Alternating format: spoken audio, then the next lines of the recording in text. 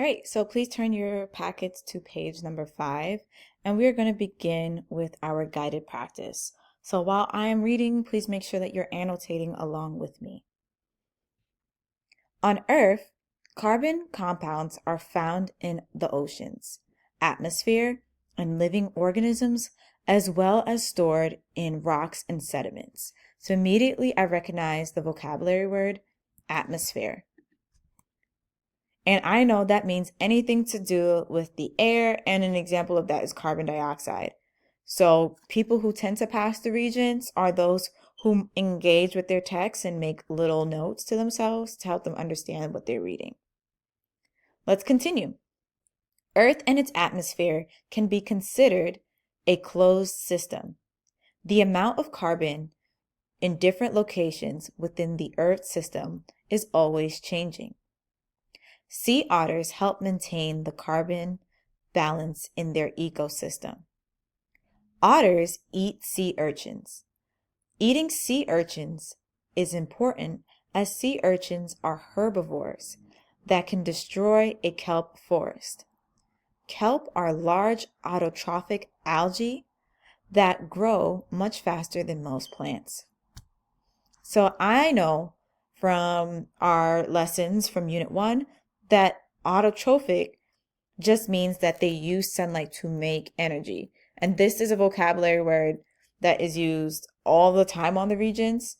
So please make sure that you have it memorized. And remember, all plants, for the most part, are autotrophs. Let's continue. When kelp die, they sink into the deep ocean. The low oxygen conditions of the sea floor cause decomposition to be slow or incomplete. And I came across another very important vocabulary word, which is decomposition.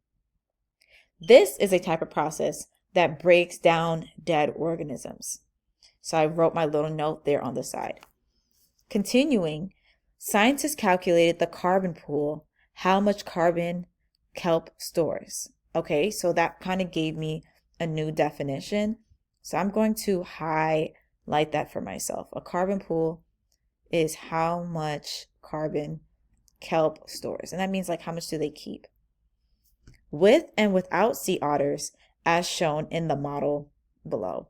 So we actually have the model over here. So we have a model. It's probably going to be important. So I'm just going to take a quick note of what I see. So I see over here, we have a kelp forest system. And then, okay, they show me the cute little baby otter lying on his belly. Oh, so adorable. The kelp, that is that type of plant. It's autotrophic, so it needs sunlight. And then the dead kelp on the bottom. And then I see one sea urchin over here, a couple sea urchins over here, and then they just have some random arrows, probably indicating how carbon is moving.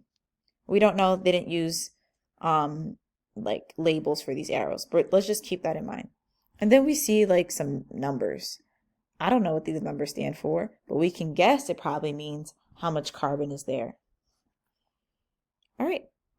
So now that we've kind of marked up this part, in the next part, we're going to go through the guided practice questions, which is questions 1 through 3.